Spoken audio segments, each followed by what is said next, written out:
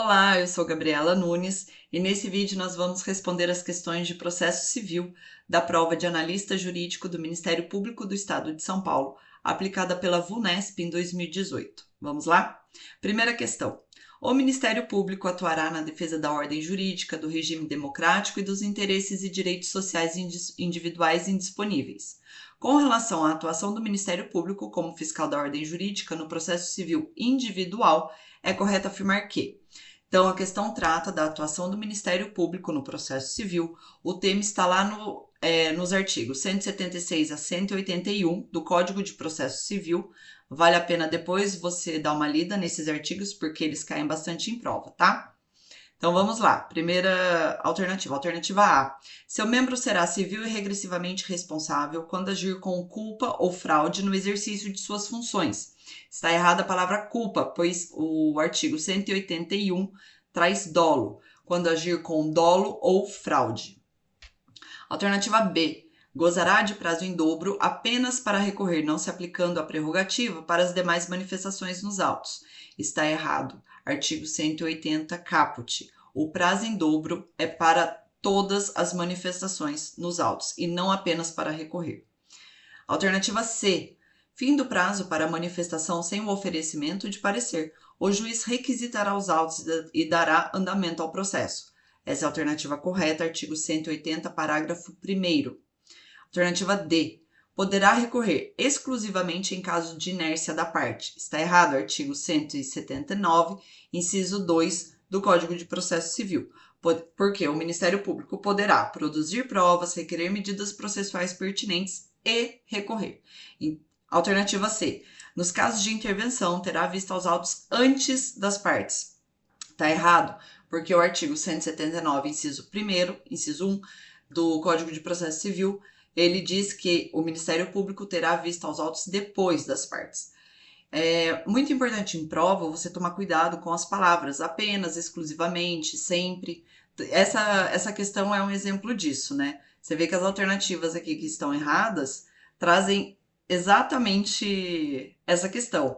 Apenas para recorrer, exclusivamente, né?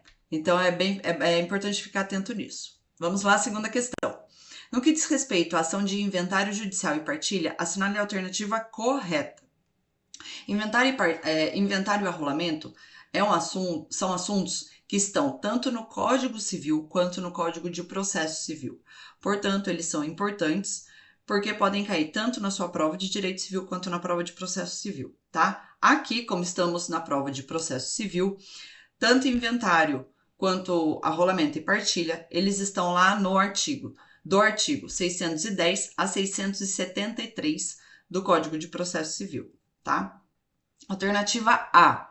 Cabe ao juiz do inventário decidir questões de direito que lhe forem postas, ainda que o fato relevante dependa de dilação probatória de qualquer espécie.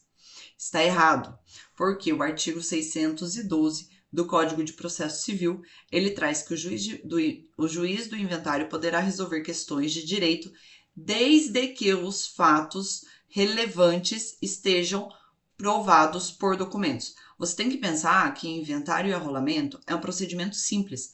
Ele visa tão somente arrecadar os bens do falecido, pagar as dívidas e partilhar o que sobrar.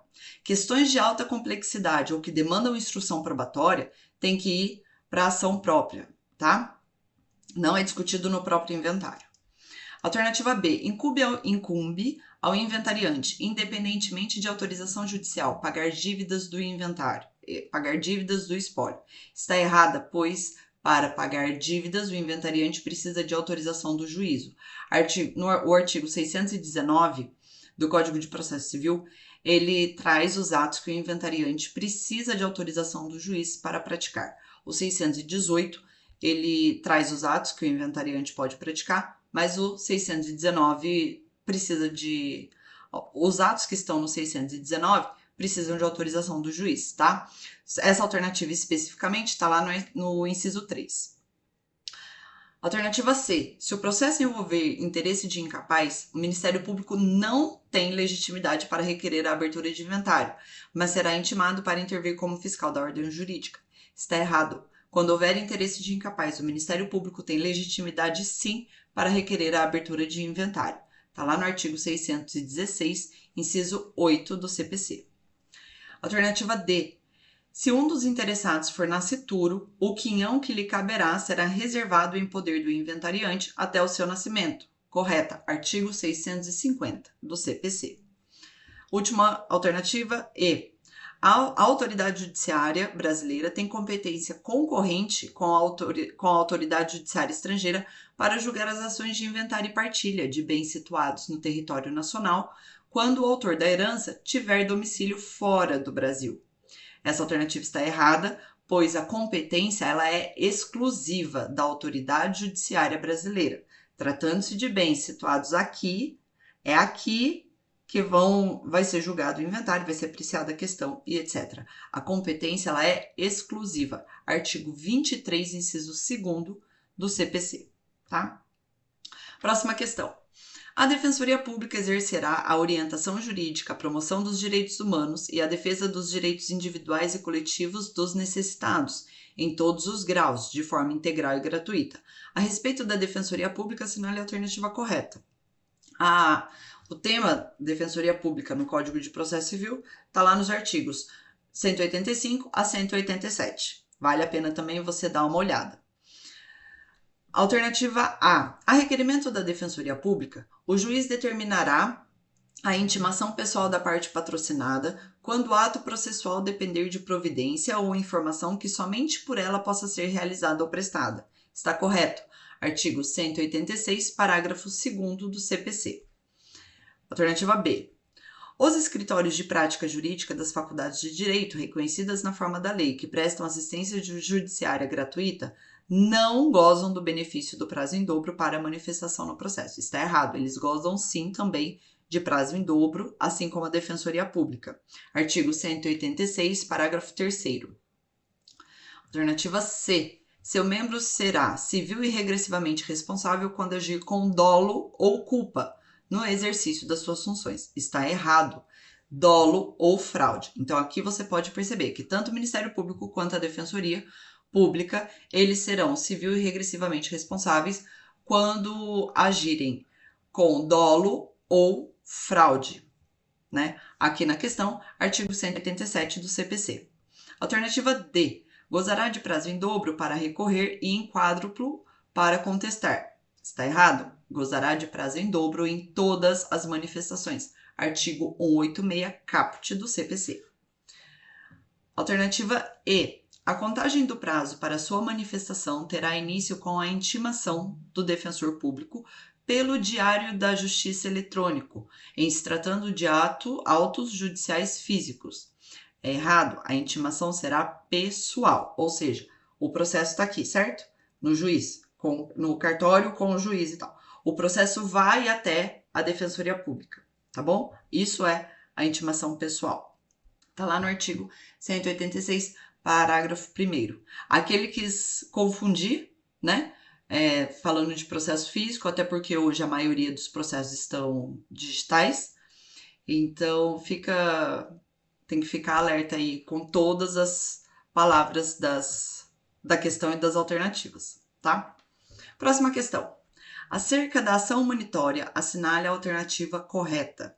A ação monitória está disposta lá no CPC dos artigos 700 a 702. Também vale a pena você ir lá e dar uma lida para já dar uma revisada e aproveitar que o tema é curto. Vamos lá, alternativa A. A ação monitória não admite citação por edital. Está errada, a citação monitória admite sim, e não só a citação por edital. Admite a citação por qualquer dos meios permitidos para o procedimento comum. Está lá no artigo 700, parágrafo 7º. Então, admite todos os meios, tá? Alternativa B. O juiz condenará o réu que de má-fé opuser embargos à ação monitória ao pagamento de multa de até 10% sobre o valor atribuído à causa em favor do autor. A alternativa está correta. Artigo 702, parágrafo 11. Alternativa C. Não se admite como prova escrita para fins de adoção de procedimento monitório a prova oral documentada, produzida por meio de produção antecipada de prova. A alternativa está errada porque se admite sim. A ação monitória, ela admite somente a prova escrita, tá? Por isso, a prova oral documentada pode ser admitida, é admitida na ação monitória. Artigo 700, parágrafo 1º do CPC. Alternativa D. Sendo a ré fazenda pública não apresentados embargos à ação monitória, a constituição do mandado monitório não enseja reexame necessário. A alternativa está errada.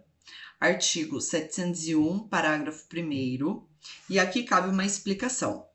Na ação monitória, embargos é a defesa do réu, tá? Por isso aqui que ela fala não apresentado embargos. Ação monitória, o meio de a defesa chama-se embargos. Então, se for réu a fazenda pública e a fazenda pública não ofertar embargos, ou seja, defesa, a alternativa fala que não caberá reexame necessário, mas cabe sim, tá? Porque o artigo 701, parágrafo 4º, ele fala, sendo a ré fazenda pública não apresentados os embargos previstos no 702, aplicar-se-á o disposto no artigo 496, que fala exatamente sobre o reexame necessário, ou também chamada remessa necessária, que é a questão ser apreciada pelo tribunal, em segundo grau de jurisdição, tá? Alternativa E. Não se admite a reconvenção nos embargos monitórios. A alternativa está errada porque admite sim reconvenção. O que não se admite é oferecimento de reconvenção a reconvenção. Artigo 702, parágrafo 6º do CPC. Próxima alternativa. Com relação aos recursos previstos no Código de Processo Civil, assinale a alternativa correta. Alternativa A. O agravo de instrumento será dirigido ao juiz prolator da decisão recorrida. Está errado? O agravo de instrumento será dirigido ao tribunal. Artigo 1016 do CPC. Alternativa B. A decisão que rejeita o pedido de limitação do litisconsórcio é irrecorrível. Está errada porque cabe agravo de instrumento. Artigo 1015, inciso 8 do CPC. Alternativa C. A desistência do recurso não impede a análise de questão cuja repercussão geral já tenha sido reconhecida e daquela objeto de julgamento de recursos extraordinários ou especiais repetitivos. A alternativa está correta. Artigo 998, parágrafo único do CPC, tá? Reconhecida a repercussão geral, a desistência do recurso não impede a análise da questão. Alternativa D. Será negado provimento pelo STF, Supremo Tribunal Federal, ao recurso extraordinário quando considerar como reflexa a ofensa à Constituição, por pressupor a revisão da interpretação da lei federal ou de tratado. Essa alternativa está errada, porque não será negado provimento pelo STF. O STF vai pegar e vai remeter para o STJ. Artigo 1033 do CPC. Alternativa E. Em sede de embargos de declaração, seja lá qual for a fundamentação do pedido, não há que se falar em resposta pela parte adversa. Está errada. Artigo 1023, parágrafo 2º. Tá? Porque, caso eventual acolhimento implique na modificação da decisão embargada, o embargado deve ser ouvido sim. Lembre-se, 99% das vezes, todo mundo tem direito de defesa, tá? Então, sempre que os embargos modificarem a decisão, a outra parte também deve ser ouvida. Afinal, a esfera de direito dela também será atingido, tá? Próxima questão. Acerca do incidente de resolução de demandas repetitivas, assinale a alternativa correta. Sobre resolução de demandas repetitivas, o CPC traz lá nos artigos 976 a 987. Também vale a pena depois você ir lá dar uma olhada nesses artigos, porque esse incidente cai bastante em prova. Alternativa A. A tese jurídica adotada pelo STF ou pelo STJ no julgamento, respectivamente, do recurso extraordinário ou especial interposto contra a decisão de mérito do incidente será aplicada apenas na área de competência do Tribunal de Justiça ou Tribunal Tribunal Regional Federal, no qual foi suscitado o incidente. A alternativa está errada, pois a tese fixada ela será aplicada em todo o território nacional e a todos os processos individuais e coletivos que versem sobre idêntica questão de direito. Artigo 987, parágrafo 2º do CPC. Alternativa B. A tese fixada no incidente será aplicada a todos os processos individuais ou coletivos que versem sobre idêntica questão de direito e que tramitam na área de jurisdição do respectivo tribunal, salvo aqueles que tramitam nos juizados especiais. A alternativa está errada, porque a tese é aplicada, inclusive, nos juizados especiais, tá? Artigo 985, inciso 1 do CPC. Alternativa C. Durante a suspensão dos processos pendentes individuais ou coletivos que tramitam no estado ou região, conforme o caso, o pedido de tutela de urgência deverá ser redigido ao tribunal responsável pelo julgamento do incidente. Está errada. Artigo 982, parágrafo 2º. O processo, ele fica suspenso na origem. Logo, qualquer pedido de tutela de urgência formulado aqui deve ser feito para o juiz da causa, não é o tribunal. O tribunal ele vai decidir somente o incidente. A suspensão desse processo é consequência. Esse processo ele continua aqui, tá? No tribunal de origem. Então, qualquer pedido de tutela de urgência deve ser dirigido ao juiz onde o processo está, tá? Alternativa D. Caberá recurso ordinário no caso de inobservância da tese adotada no incidente. Não, caberá reclamação. Artigo 985, parágrafo 1º do CPC. Alternativa E. Do julgamento do mérito do incidente, caberá recurso extraordinário ou especial, conforme o caso, com efeito suspensivo, presumindo-se a repercussão geral de questão constitucional eventualmente discutida. Essa é a alternativa correta, está lá no artigo 987, parágrafo 1º do CPC. E aqui cabe uma observação de que esse efeito suspensivo concedido a esse recurso extraordinário ou recurso especial é uma exceção, pois, em regra, recurso extraordinário e recurso especial não possuem efeito suspensivo. Não possuem, tá? Aqui, nessa questão, quando se diz respeito ao incidente de resolução de demandas repetitivas, é uma exceção. Próxima questão. Com relação ao mandado de segurança, assinale a alternativa correta. Aqui, a gente vai usar como fundamento a Lei 12.016 de 2009, que trata do mandado de segurança individual e coletivo, tá? Então, todos os dispositivos que eu mencionar aqui, todos os artigos que eu falar aqui, estão lá na Lei 12.016 de 2009. Alternativa A. O mandado de segurança coletivo induz litispendência com as ações individuais. Não. Artigo 22, parágrafo 1º. Não induz litispendência. Alternativa B. A denegação da segurança com análise de mérito não impede que o requerente em ação própria pleiteie seus direitos e os respectivos efeitos patrimoniais. Está errada. Artigo 19. Se houver análise de mérito, há impedimento sim para a propositura de outra ação. Analisou o mérito, acabou ali, não tem mais o que se discutir nem em outra ação, tá? Alternativa C. Os efeitos da coisa julgada do mandado de segurança coletivo beneficiarão o impetrante a título individual, independentemente de qualquer providência. Não. Artigo 22, parágrafo 1º. Para o impetrante ser beneficiado da ação coletiva, ele tem que desistir da ação do mandado de segurança individual, tá? E essa desistência ela tem que se dar dentro do prazo de 30 dias a contar da ciência comprovada da impetração do mandado de segurança coletivo.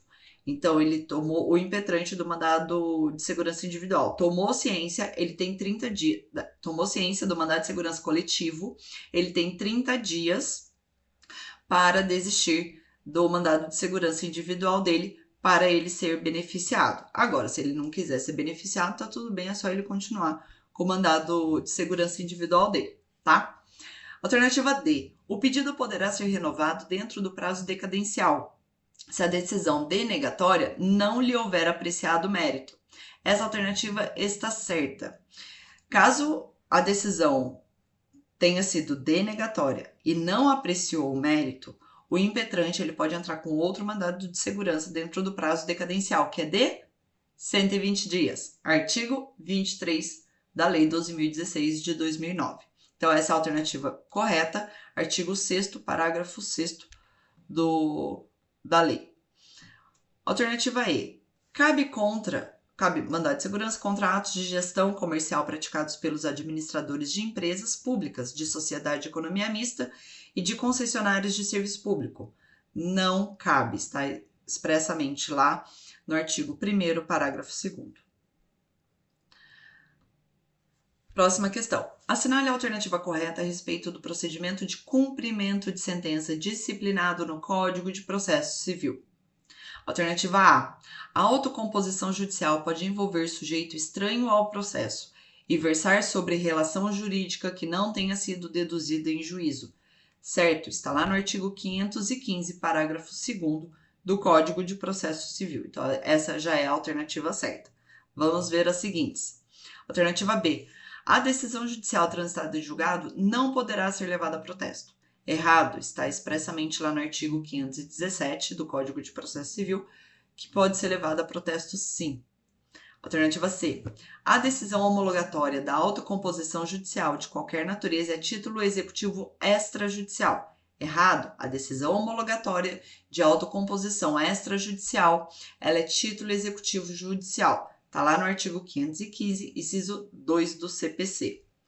Alternativa D. O cumprimento de sentença poderá ser promovido em face do fiador, do co-obrigado ou do corresponsável que não tiver participado da fase de conhecimento. Errado. O fiador, o co-obrigado ou o corresponsável, eles só poderão ter um cumprimento de sentença contra si se eles tiverem participado lá da ação de conhecimento. Artigo 513, parágrafo 5º do CPC. Alternativa E. Há um procedimento especial e benéfico à Fazenda Pública para o caso de cumprimento de sentença que impõe ao ente público o pagamento de quantia certa ou de obrigação de fazer, não fazer ou entregar coisa. Essa alternativa está errada. Quando se trata de cumprimento de sentença, a gente tem que tomar cuidado. Por quê? Nós temos o procedimento de cumprimento de sentença de pagar quantia. A gente tem o procedimento de cumprimento de sentença da obrigação de fazer ou não fazer e de entregar coisa. Então, são 3 procedimentos diferentes, tá? E, geralmente, em prova, eles costumam misturar tudo. Então, a gente tem que tomar cuidado com isso. Para fins de anotação aí, para você anotar, pagar quantia, o cumprimento de sentença de pagar quantia pela Fazenda, está lá nos artigos 534 a 535 do CPC. Fazer ou não fazer, aplica-se a regra geral, que é 536 e 537.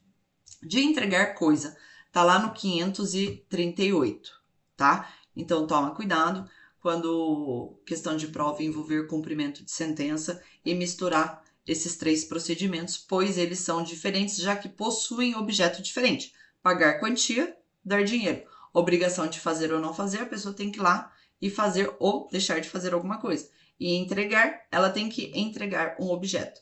Logo, o procedimento para cumprir qualquer dessas obrigações vai ser distinto. Tá joia? A gente vai ficando por aqui. Até a próxima aula. Tchau!